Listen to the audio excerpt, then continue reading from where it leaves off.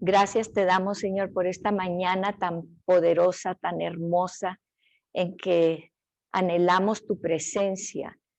Sabemos que estás en todas partes, Señor. Sabemos que tú eres un Dios que todo lo llena, que eres omnipresente, en todas partes estás presente, pero anhelamos también esa presencia tuya personal y poderosa.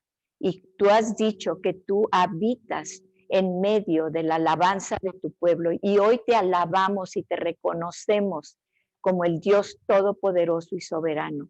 En el nombre de Jesús ponemos este tiempo en tus manos, Señor, y te damos gracias por tu presencia maravillosa. Abre nuestra mente y nuestro corazón para poder escuchar lo que tú tienes para cada uno de nosotros.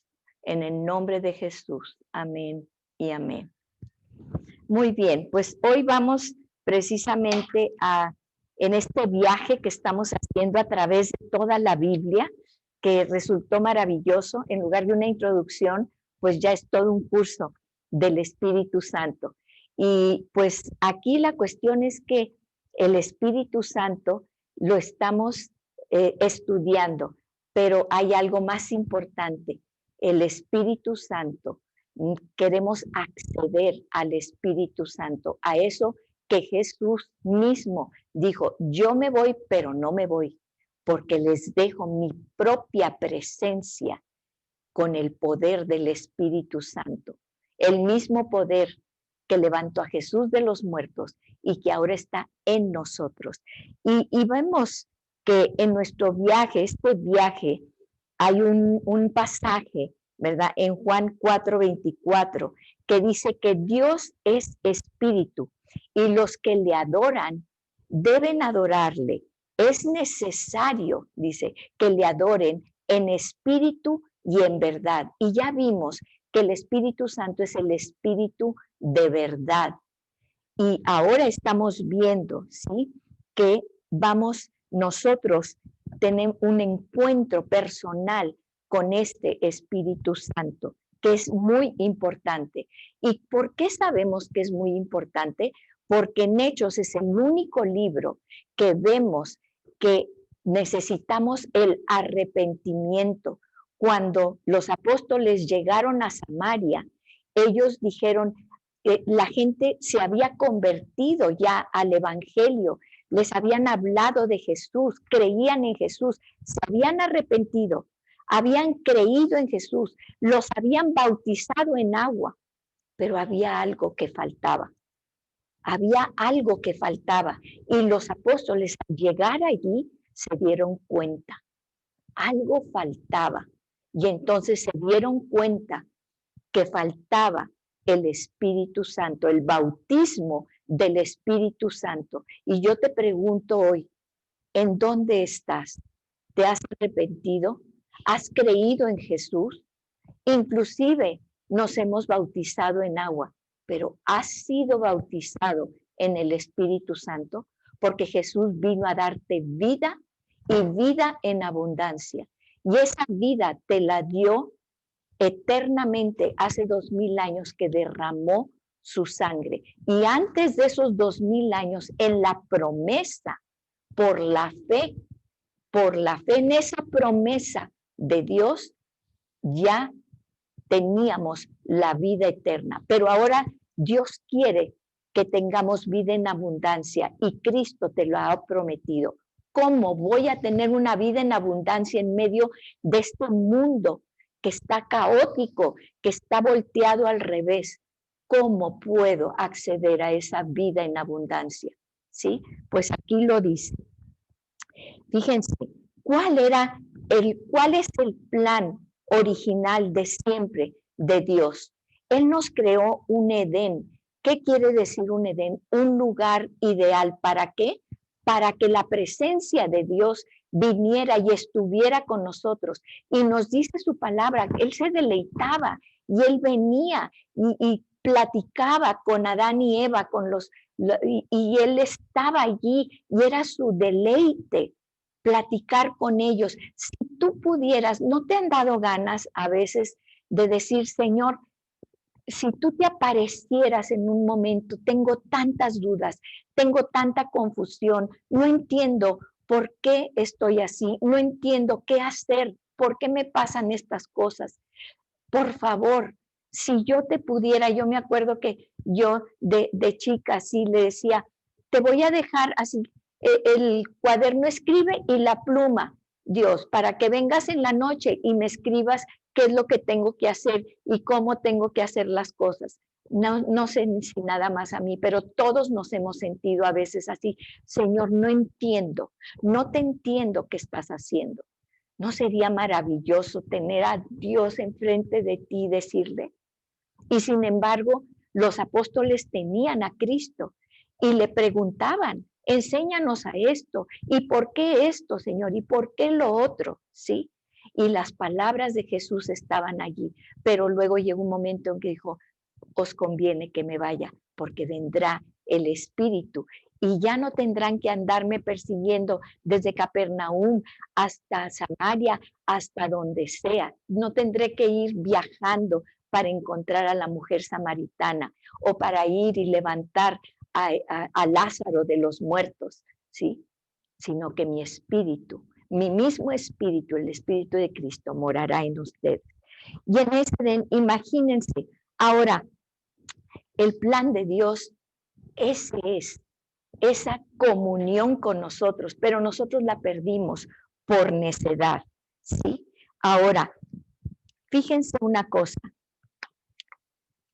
muchas veces nosotros decimos, bueno, es que eso era en el Antiguo Testamento, ¿sí? Cuando tenían a Jesús, pero ahora ha cambiado mucho el mundo, ya las cosas ya son diferentes. Dios no ha cambiado.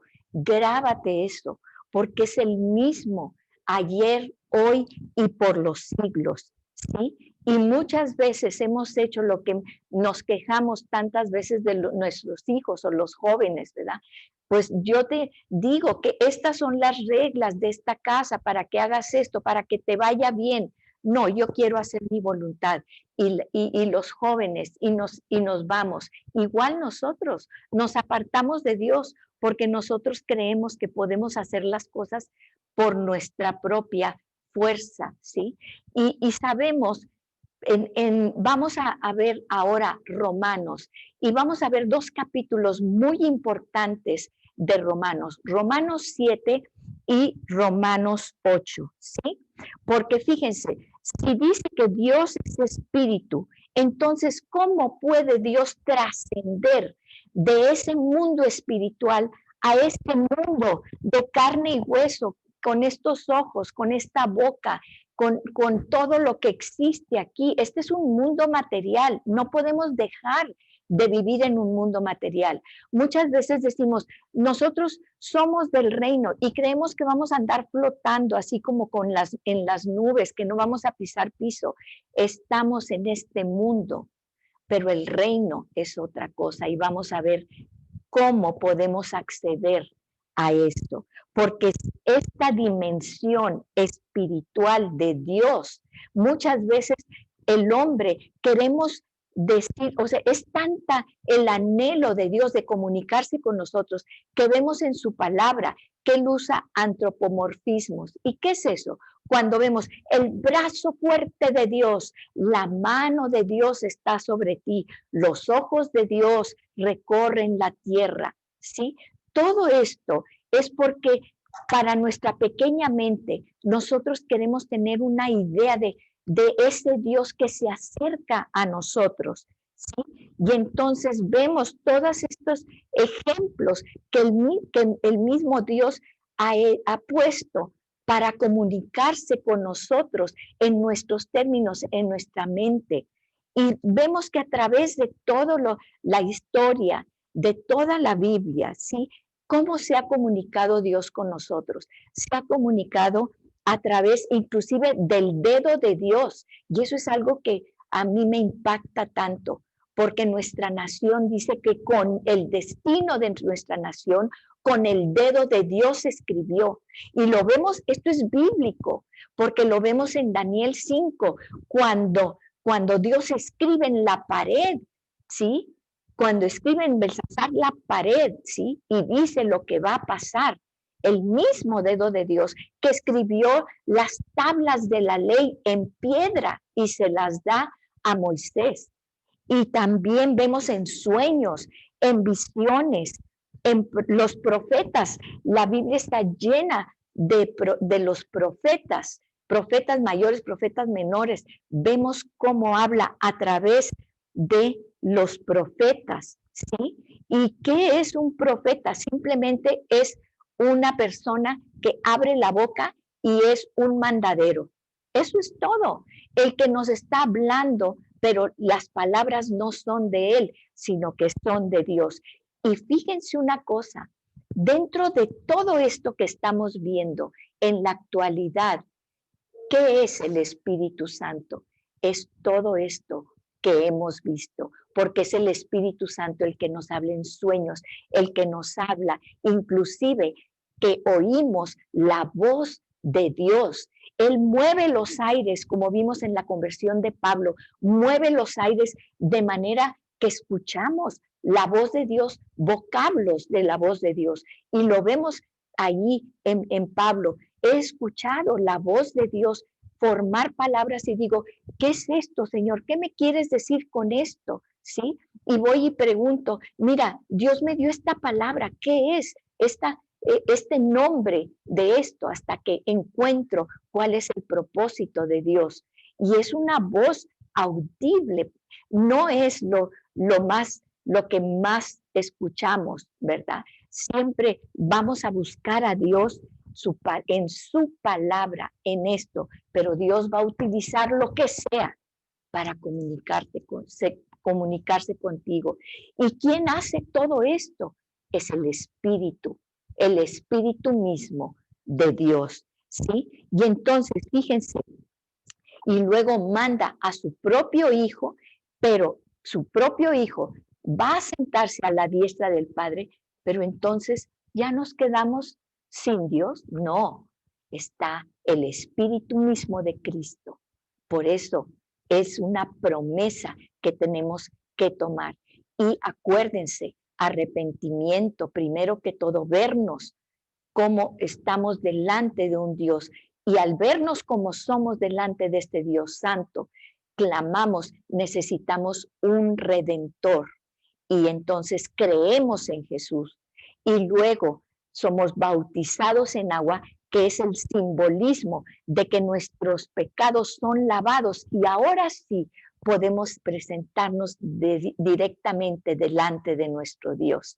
Sí, pero falta algo: el bautismo del Espíritu Santo. Vamos a Romanos 5, del 1 al 5, que es donde vamos estudiando todo esto, ¿sí? Vamos después de Hechos y vamos a Romanos. Y vamos a ver, este pasaje es algo maravilloso. Fíjense lo que vamos a ver. Dice, este pasaje se refiere a un problema que tenemos los cristianos, los que decimos que ya estamos en el reino, estamos caminando en el reino, ¿sí? Este pasaje lo escribió el apóstol Pablo, al mismo que Jesús mismo le habla audiblemente, se le presenta, lo ciega, ¿sí? Ese encontronazo con el mismo Jesús. ¿Sí? Y fíjense lo que escribe el apóstol Pablo. Dice Pablo, es Romanos 5, del 1 al 5. Dice, justificados pues por la fe, tenemos paz para con Dios por medio de nuestro Señor Jesucristo. ¿Se acuerdan lo último? Y Pablo no estaba allí, esto fue una revelación. ¿Se acuerdan lo último que dijimos? Que el legado que Jesús les dijo, no les dejó, miren, les dejo el reino, les dejo esto, les dejo lo otro, ¿sí? Claro, habló del reino todo el tiempo que cuando vino y estuvo con ellos 40 días resucitado, pero a final de cuentas, el legado que les da, dice, mi paz os dejo, mi paz os doy, no como el mundo la da. Y aquí eso es lo que está diciendo, fíjense, esta paz que nos reconcilia con nuestro Dios, con nuestro Padre, con nuestro Hacedor. Dice, justificados pues por la fe, tenemos paz para con Dios por medio de nuestro Señor Jesucristo, por quien también tenemos entrada por la fe a esta gracia en la cual estamos firmes y nos gloriamos en la esperanza de la gloria de Dios. Y no solo esto, fíjense, tenemos la fe, tenemos la confianza para entrar, ¿sí? Por medio de nuestro Señor Jesucristo, para estar firmes. ¿De qué está hablando? No solo esto, sino que también nos gloriamos en las tribulaciones, sabiendo que la tribulación produce paciencia y la paciencia prueba y la prueba esperanza. Esperanza, o sea, la prueba nos va a sumir, nos va a deprimir, nos va a hacer que caigamos. No, la prueba produce esperanza y tú me vas a decir igual que yo. A mí esta prueba no me produce ninguna esperanza. Yo ya no veo absolutamente nada. Es un caso perdido. Es un caso perdido. Ya no veo ni por dónde, ¿sí? Pero hay un secreto y este es el secreto. Dice 5, y la esperanza no avergüenza porque el amor de Dios ha sido derramado en nuestros corazones por medio de ¿quién? Del Espíritu Santo que nos fue dado. Ya nos ha sido dado, pero tenemos que apropiarnos de él, de que esté en nosotros. Ya fue dado, igual que la salvación hace 2000 años y desde antes de la fundación del mundo. Allorita viene Navidad y mucha gente dice, es que no es la fecha en que nació Jesús, es que si es en verano, en invierno, en que porque las ovejas estaban aquí y allá. No es importante, porque dice en Isaías que yo te he engendrado hoy, le dice Dios a Jesús, mucho antes, porque por amor él ya había concebido precisamente que su Hijo diera su vida por nosotros, porque él todo lo sabe, él está en el pasado, presente y futuro, todo es igual para él. Y entonces, fíjense, dice, por el amor de Dios que ha sido derramado. Y luego vamos a Mateo 26:40. Fíjense, esto es algo, ¿y por qué es importante este pasaje? Nos vamos a Mateo 26:40. Y habla este pasaje, dice, en la noche en que él iba a ser entregado, ¿se acuerdan? Que él va a orar solo al Getsemaní, y es esa escena tremenda en Gracias. en donde él está en el Getsemaní, en donde él está ahí sudando gotas de sangre. ¿Por qué? Porque su vida va a ser entregada y él lo sabe que eso va a suceder. Entonces, él se lleva a sus más íntimos amigos, a los apóstoles, ¿se acuerdan? ¿Y a quién se va a llevar? A Pedro, a Jacobo y a Juan. Y les pide, oren conmigo, sosténganme en oración, por favor, porque y él se mete más adentro en ese Getsemaní y empieza a orar, ¿sí? Porque él sabe que es el tiempo crucial en que él tiene que tomar una decisión. O se hace su voluntad, dice, no quiero pasar por esto, Señor. ¿Quién en su sano juicio quiere pasar por lo que Jesús sabía que iba a pasar? Dice, pero no se haga mi voluntad. Sí puede pasar de mí esta copa, pero no se haga mi voluntad, sino la tuya, Señor. ¿Y qué pasa con los discípulos? ¿Sí? Fíjense, regresa y ve a sus discípulos. ¿Y qué están haciendo los discípulos? Están dormidos. Y les dice, ¿no han podido velar conmigo una hora? ¿No han podido velar conmigo una hora? Y luego les dice en el versículo 41, velad y orad. ¿Pero para qué? Para que ustedes no entren en tentación. El espíritu a la verdad está dispuesto, pero la carne es débil. Y esto es de lo que hablamos. Todos estamos en esta tensión. Todos sabemos que el espíritu, nuestro espíritu, quiere alabar a Dios, quiere hacer lo correcto, quiere agradar a Dios, pero la carne es débil y Jesús lo sabía y se fue y regresó otra vez y otra vez estaban dormidos los discípulos y él siguió orando y siguió clamando y la última oración clamó y oró por todos sus discípulos y por todos los que iban a creer en él, que somos todos nosotros. ¿Para qué? Para que veláramos y oráramos. ¿Por qué? Porque somos de Cristo, pero la carne es débil, aunque el espíritu ciertamente quiere hacer lo correcto, ¿sí? Y vemos esto regresando a Juan 7. Vamos a Juan 7 y, Romanos 7. Vamos a Romanos 7. Esta carta que el apóstol Pablo, vemos en Romanos 7 una lucha, es una guerra. Esta lucha donde dice el apóstol Pablo desesperado, lo que quiero hacer no lo hago y lo que no quiero hacer lo hago. Nada más le ha pasado al apóstol Pablo o también te pasa a ti, porque a mí me pasa muy seguido.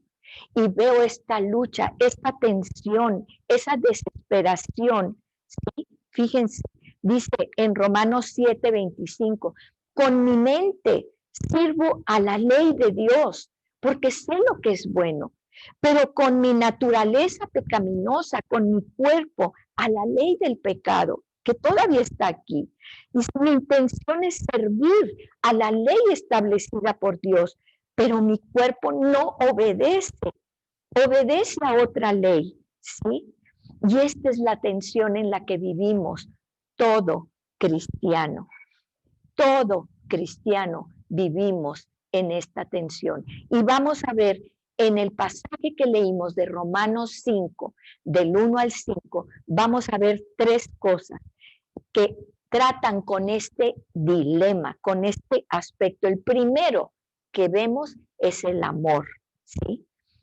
¿Qué es lo que? Porque cuando a Jesús le preguntaron, ¿quién es mi prójimo? Yo tengo que amar a Dios con todo mi corazón y con toda mi fuerza y con toda mi alma y con toda mi mente y amar a mi prójimo como a mí mismo. No, y eso es algo que es más de lo que yo puedo hacer en mis fuerzas.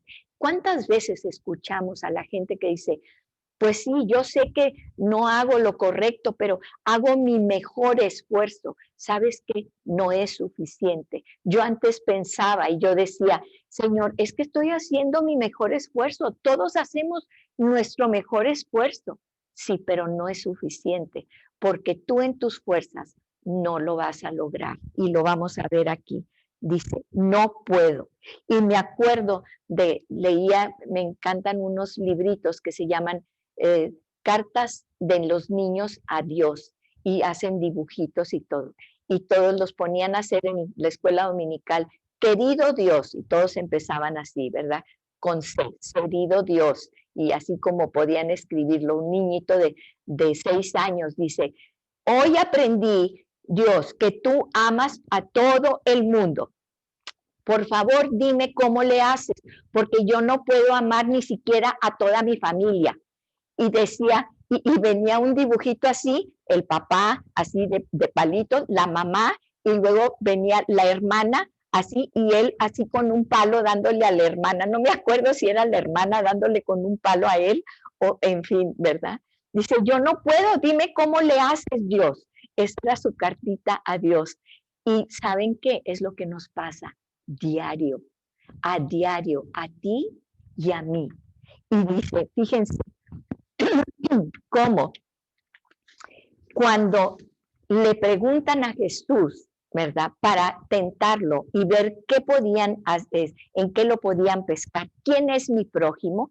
¿Por qué? Porque tradicionalmente en Levítico, fíjense por qué voy a este pasaje. Tradicionalmente en Levítico, mi prójimo, pues tú, ¿quién es lo primero que dices? Mi familia, ¿sí? Mi vecino, el de enfrente que me cae rete mal, pero bueno, tengo que amar a mi vecino. ¿Y qué les contesta Jesús? ¿Qué les contesta? ¿Qué parábola les da? Fíjense, la del buen samaritano. ¿Quiénes eran los samaritanos? El samaritano que ayuda al judío, ¿sí?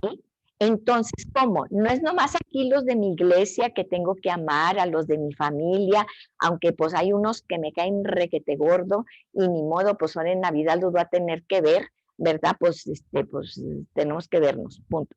Y entonces, o sea, ¿cómo? ¿Cómo? Entonces, ¿por qué la parábola del buen samaritano? Porque tu prójimo, ¿sabes quién es? Tu enemigo. Tu prójimo es tu enemigo. El judío odiaba al samaritano. Eran capaces de recorrer kilómetros por tal de no pasar por Samaria. Ese que te desprecia, los judíos despreciaban a los samaritanos, les hacían daño, los apartaban, ¿sí? Eran enemigos personales. Ellos no querían tener a ningún samaritano en su familia. Inclusive los consideraban lo peor y enemigos de tu nación, de la nación. Pero ese judío que estaba allí, estaba en necesidad, tenía una necesidad. Y ese samaritano que el judío despreciaba, que era su enemigo, ese samaritano llegó y lo recogió. Hizo no nada más lo que humanamente hace la gente. Ustedes saben que oímos mucho esa frase cuando dicen, pues lo hubiera hecho cualquiera. O sea, si ves a una persona en necesidad, cualquiera lo hubiera hecho. No, el samaritano no hizo lo que humanamente solamente se daba o se podía hacer, ¿sí? Sino que él mostró una compasión y un amor mucho más allá de lo que tú y yo lo podemos hacer. Eso es mucho más allá del humanitarismo, de todo lo que normalmente vemos en esto. ¿Cómo pudo ese samaritano hacer esto? Porque yo no lo hubiera podido hacer. Si lo levanto, lo recojo, bueno, pues a ver quién más lo puede ayudar. Pero lo que el samaritano hizo fue mucho más allá. Y la respuesta está en el Espíritu Santo. Y lo vemos en este pasaje de Romanos 5, del 1 al 5, que acabamos de leer. Y vemos la respuesta a esta tensión. Y en este pequeño pasaje hay 3 trinidades. Fíjense lo que vamos a ver. Habla de fe, habla de esperanza y habla de amor. De fe, de esperanza y de amor. Habla del Hijo, habla del Padre, fíjense, y habla del Espíritu Santo con el que cierra, ¿sí? Por medio del Hijo, por el amor del Padre, con el poder del Espíritu Santo. ¿Sí? Habla de presente, de futuro y de pasado. El pasado ya lo resolvimos con la sangre de Jesús. ¿Sí? Nuestro pasado está resuelto por la fe en el Hijo de Dios. Yo tengo fe en el Hijo de Dios. Mi pasado está resuelto. Mi futuro está asegurado porque tengo una esperanza en Dios. Voy a pasar tribulación, voy a pasar muchas cosas, pero estoy anclado en que todo eso que voy a pasar, aquí lo dice el pasaje, ¿sí?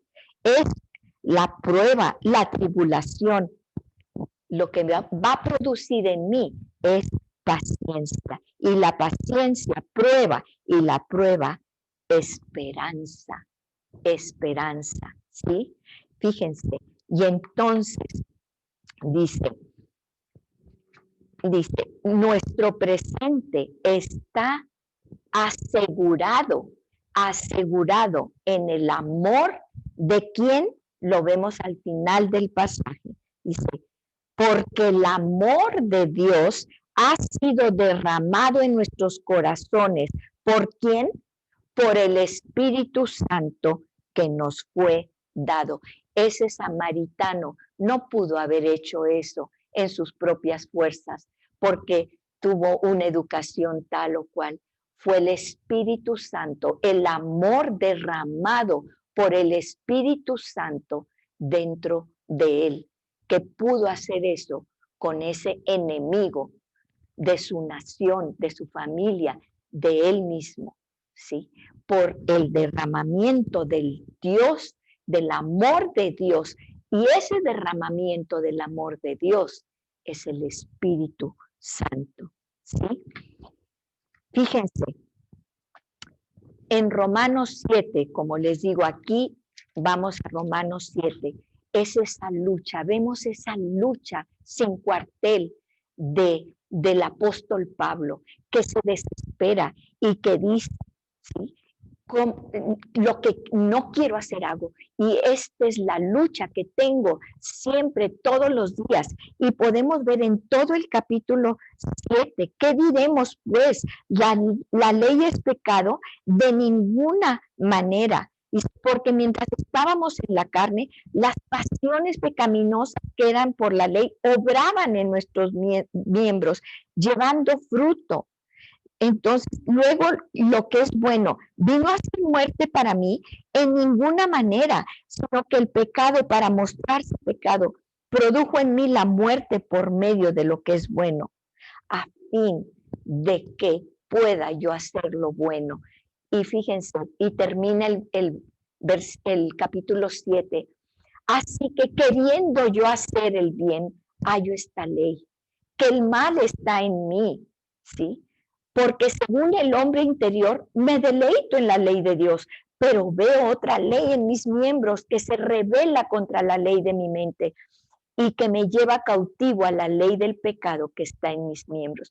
Y desesperado el apóstol Pablo dice, miserable de mí, ¿quién me librará de este cuerpo de muerte?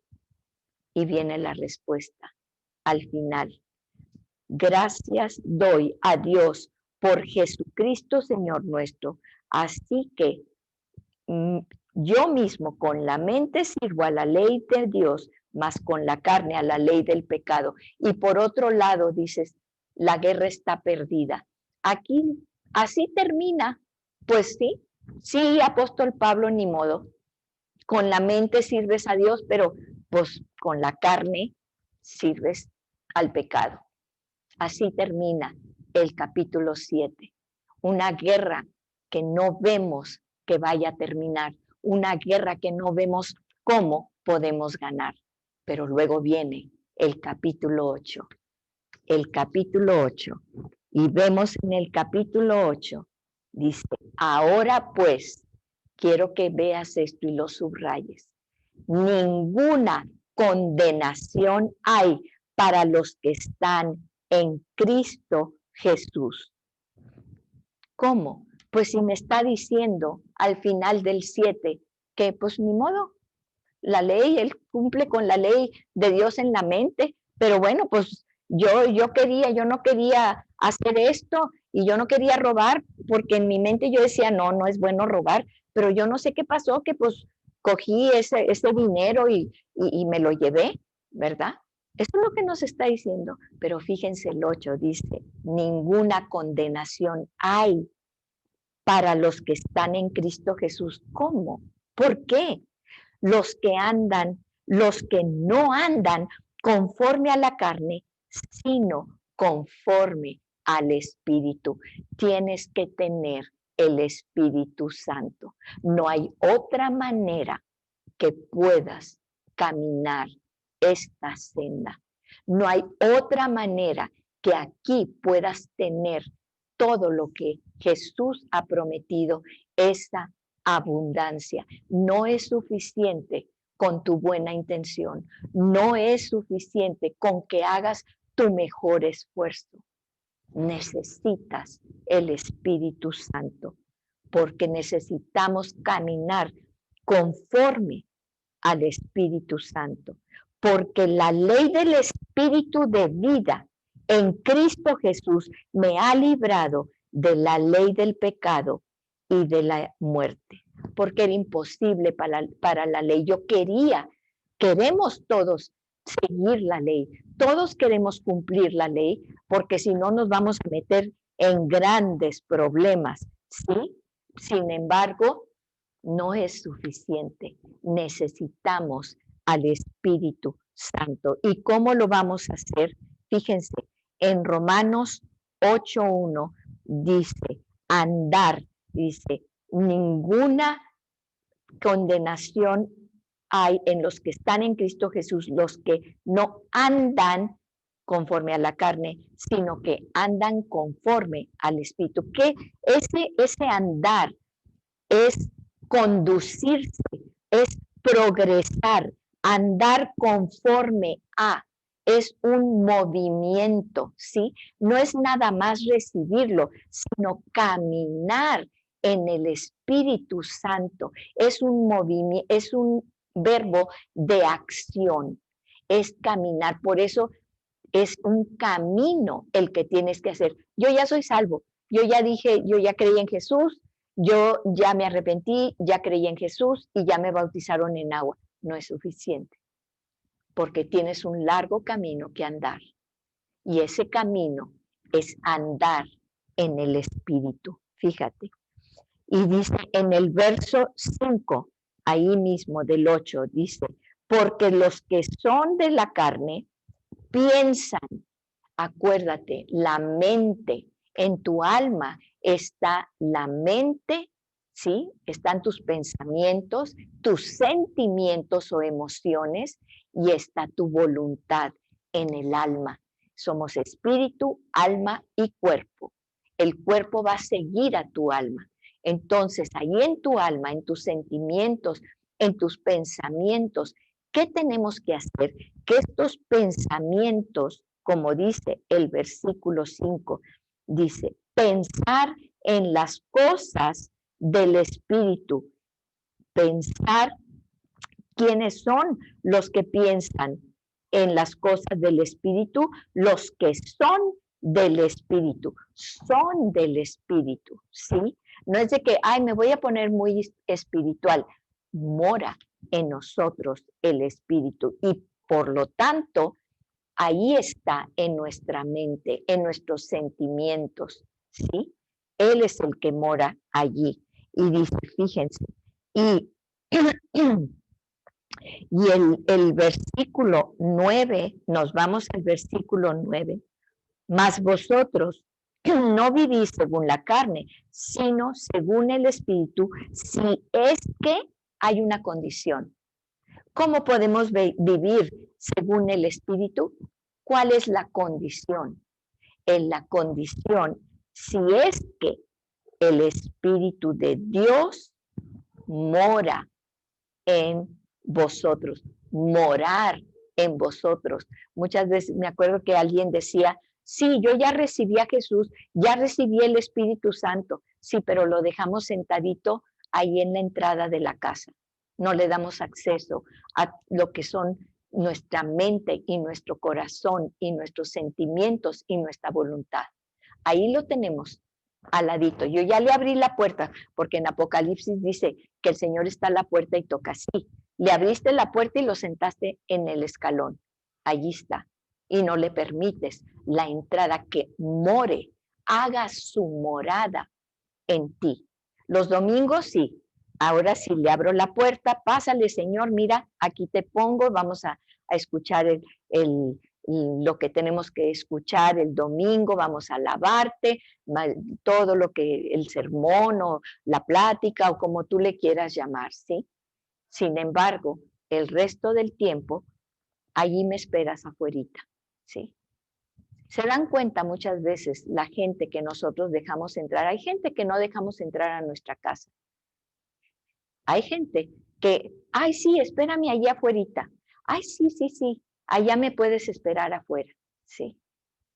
Y no la dejamos entrar a nuestra casa. Sí lo conocemos a esa persona, sí sabemos quién es esa persona, pero no le damos entrada, no le damos morada en nuestro hogar, en nuestro corazón, en nuestra mente, en nuestras emociones, ¿sí? Y así es como lo vemos.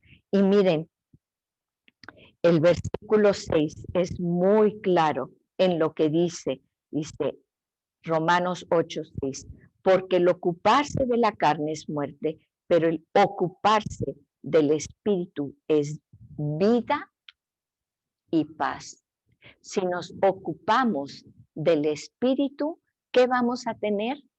Vida y paz. Esa paz que nos legó Jesús, primeramente con Dios, esa paz que ese samaritano pudo tener con ese judío que lo despreciaba, que era enemigo de él, es la única manera en que vamos a poder tener esa presencia y ese amor que necesitamos para poder caminar y llegar a donde necesitamos llegar. Yo recuerdo que en alguna ocasión escuché una predicación de un pastor y él decía, él equiparaba Romanos capítulo 7 y Romanos capítulo 8 con esa gran batalla del día D, en que Hitler eh, tenía toda Europa, ya prácticamente tenía tomada toda Europa, ¿sí?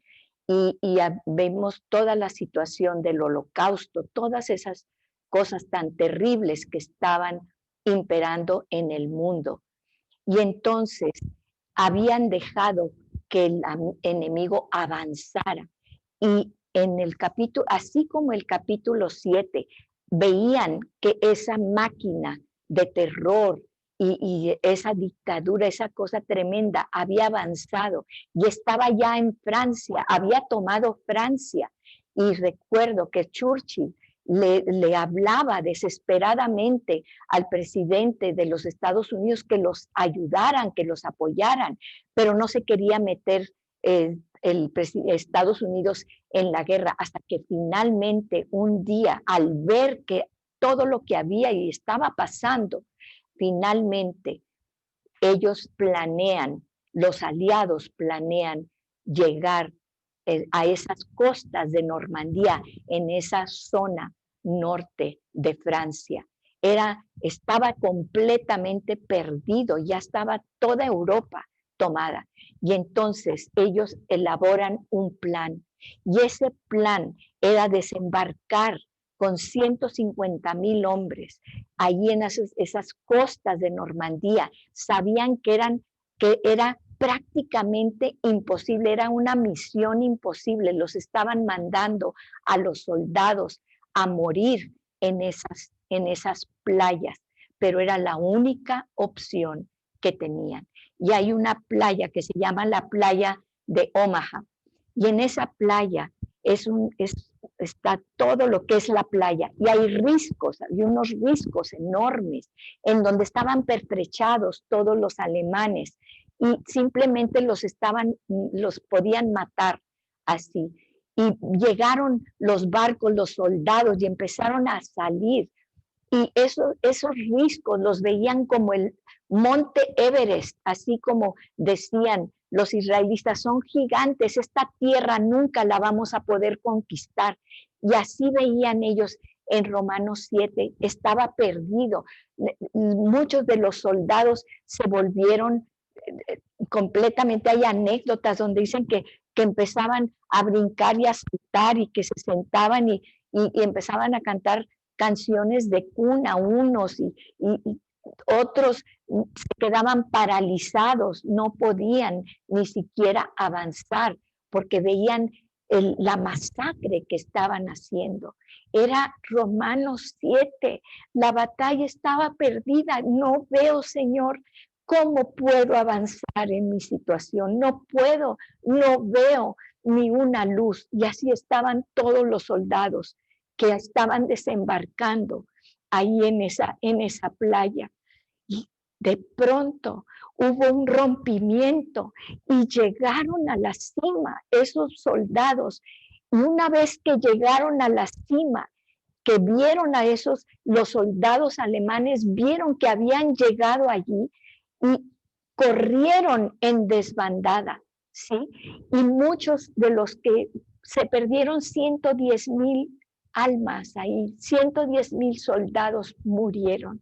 Y hay un cementerio allí con cruces y muchas cruces de muchos soldados que dieron su vida allí, ¿sí? Pero llegaron a la meta y vencieron al enemigo.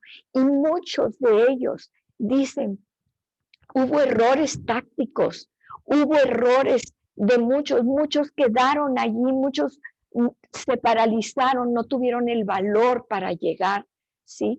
Pero hay muchos actos heroicos que nadie puede entender cómo alguien puede tener ese heroísmo de los que llegaron a la cima, ¿sí? Viendo la masacre que había.